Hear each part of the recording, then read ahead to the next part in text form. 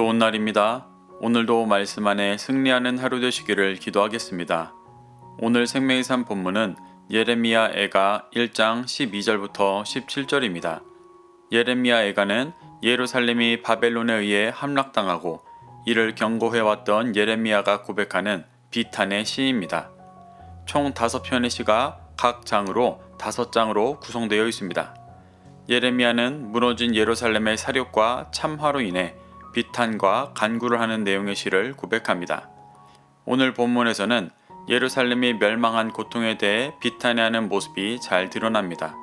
이 구절들을 통해 하나님께서 무엇을 말씀하시는지 한 절 한 절 살펴보도록 하겠습니다. 12절입니다. 지나가는 모든 사람들이여 너희에게는 관계가 없는가? 나의 고통과 같은 고통이 있는가 볼지어다. 여호와께서 그의 진노하신 날에 나를 괴롭게 하신 것이로다. 여기서 말하는 지나가는 모든 사람들은 예루살렘의 멸망을 바라보는 제3자들입니다. 그들이 예루살렘의 멸망과 관계가 없다는 것은 이 고통을 누구도 이해할 수가 없다라는 말입니다. 나로 지칭되는 자는 예레미야가 아니라 예루살렘을 사람으로 의인화하여 시적으로 표현한 것입니다. 남유다가 바벨론에게 멸망당하고 유린당하고 있는 상황에서 예루살렘과 같이 고통스러운 성읍이 또 없을 정도로 비참한 상황임을 말하고 있는 것입니다. 예레미야는 이 고통에 대해 여호와께서 진노하신 날에 나를 괴롭게 하신 것이라고 고백합니다. 여기서 말하는 진노하신 날은 예루살렘이 무너진 날로 이미 예레미야를 통해 이전부터 수없이 많이 경고되었던 날이었습니다. 하지만 이를 듣지 않았기 때문에 하나님의 경고대로 괴롭게 하고 계심을 고백하고 있는 것입니다.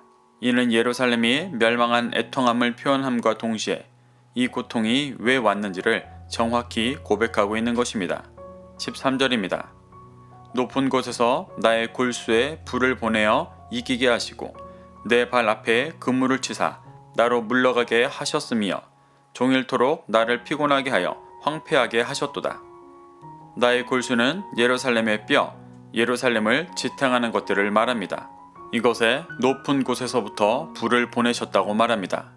13절에서 이기게 하시고의 원어가 라다로 밝다, 지배하다라는 뜻으로 높은 곳에서 보내신 불이 예루살렘을 지탱하던 모든 것을 짓밟고 지배하게 되었음을 말하는 것입니다. 이는 예레미야 15장 14절에서 경고했던 대로 여호와께 속하지 않은 악행으로 말미암은 안타까운 결과였습니다. 또 그물을 쳐서 물러가게 하셨다고 말합니다. 이는 그물에 걸려 도망치지 못하게 하고 심판으로 다시 물러갈 수밖에 없게 하셨다는 말입니다. 이렇게 피할 수 없는 주님의 심판을 종일토록 받아서 피곤하고 황폐하게 하셨다고 말합니다. 14절입니다. 내 죄악의 멍에를 그의 손으로 묶고 얽어 내 목에 올리사 내 힘을 피곤하게 하셨으며 내가 감당할 수 없는 자의 손에 주께서 나를 넘기셨도다. 예루살렘의 죄악은 제사장 나라로 살아가지 않은 불순종이었습니다. 하나님께서 이 죄가 멍에가 되어 예루살렘을 묶고 그 목에 올리셨다고 말합니다. 이는 무겁고 감당할 수 없는 죄의 심판이 임했음을 표현하는 것입니다. 이 죄의 결과가 내 힘을 피곤하게 하였다고 말합니다. 여기서 피곤하게 하다의 원어가 카샬로 비틀거리다, 넘어지다 라는 뜻입니다. 이 역시 감당할 수 없는 죄의 심판 가운데 넘어져 있는 모습을 표현하는 것입니다. 하나님께서 이 감당할 수 없는 자의 손에 예루살렘을 넘기셨다고 말하는 것은 더 이상 하나님 나라 백성으로서 보호받지 못하는 상황에 대해 고백하는 것입니다. 이 모든 것이 예루살렘의 죄악에 대한 결과였습니다. 15절입니다. 주께서 내 영토한 나의 모든 용사들을 없는 것 같이 여기시고 성회를 모아 내 청년들을 부수시며 처녀딸 유다를 내 주께서 술틀에 밟으셨도다.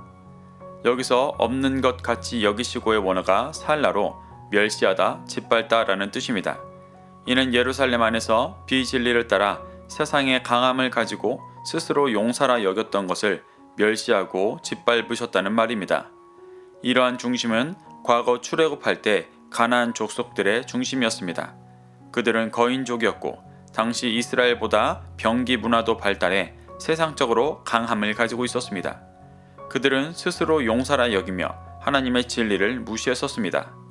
그래서 이스라엘에 의해 진멸당했던 중심이었습니다.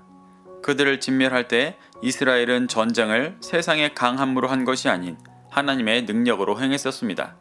그런데 이 가치를 잃어버리고 오히려 이방 족속들처럼 스스로 용사라 여기는 세상의 강함을 추구하니 하나님의 능력 앞에 멸시당하고 짓밟힘 받는 것입니다.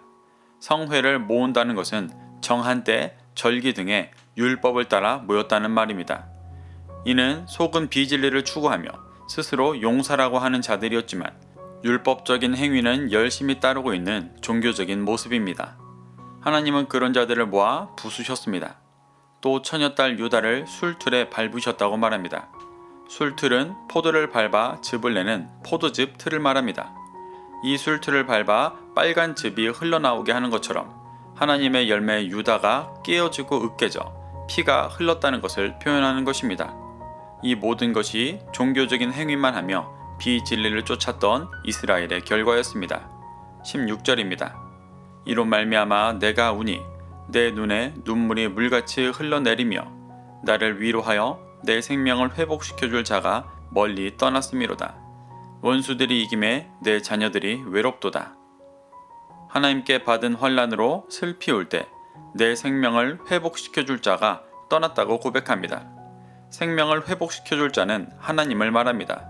하나님께서 예루살렘을 불순종 우상 숭배로 인해 심판하셨고 떠나셨음을 고백하는 것입니다. 이로 인해 원수들이 이기고 내 자녀들이 외롭게 되었다고 말합니다. 내 자녀들은 이스라엘 백성들을 말합니다. 외롭게 되었다의 원어는 샤멤으로 황폐하다라는 뜻입니다. 이는 이스라엘 백성들의 모든 것이 파괴되고 빼앗겨 아무것도 남은 것이 없이 황폐케 된 모습을 말하는 것입니다. 이것이 하나님께서 사랑으로 수없이 많이 경고하셨음에도 그 말씀을 듣지 않은 결과였습니다. 17절입니다. 시온이 두 손을 폈으나 그를 위로할 자가 없도다. 여호와께서 야곱의 사방에 있는 자들에게 명령하여 야곱의 대적들이 되게 하셨으니 예루살렘은 그들 가운데 있는 불결한 자가 되었도다. 시온은 예루살렘을 말합니다. 시온이 두 손을 폈다는 것은 시온이 고통을 호소하고 도움을 청하는 제스처를 말하는 것입니다. 하지만 위로할 자가 없었습니다. 그를 위로할 유일한 분이 여호와셨지만 그들이 여호와의 말씀에 불순종하여 징벌을 받고 있기 때문에 누구도 그를 위로할 분이 없었습니다. 거기다가 사방에 있는 자들에게 명령하셔서 야곱의 대적이 되게 하셨다고 말합니다. 야곱은 이스라엘의 다른 이름입니다. 이스라엘은 바벨론뿐 아니라 사방의 적들로 둘러싸여 고난 가운데 있게 되었습니다. 이스라엘은 사방에 있는 적들 가운데 불결한 자가 되었다고 말합니다. 불결한 자라는 것은 율법적으로 부정한 자가 되었다는 뜻입니다. 이스라엘은 거룩한 제사장 나라로 부정한 이방을 거룩함으로 인도해야 하는 나라였지만 오히려 자신들이 대적들 가운데 부정한 자가 되어버린 영적인 현실을 고백하고 있는 것입니다. 사랑하는 성도 여러분, 예레미야는 예루살렘이 멸망당하고 고통 가운데 있는 현실을 고백합니다. 그러며 환난 가운데 있을 수밖에 없는 자신들의 죄악됨을 고백하고 있습니다. 제사장 나라로 부름받았지만 자신의 죄로 인해 은혜가 떠날 수밖에 없던 비참함을 애탄해하고 있습니다. 우리는 이러한 예레미야의 비탄의 시를 보며 하나님 앞에 부름받았지만 환난 가운데 있을 수밖에 없는 삶을 살아가고 있는지 돌아볼 수 있어야 합니다. 왕같은 제사장으로 부름받았지만 그것을 이루는 삶을 살지 않는다면 결국 예루살렘이 무너졌듯이 환난이 올 수밖에 없습니다. 이를 기억하며 자신의 삶을 말씀 앞에 새롭게 하는 시간 되시기를 축복합니다. 오늘도 이 말씀을 심령에 새겨 승리하는 하루 되시기를 기도하겠습니다.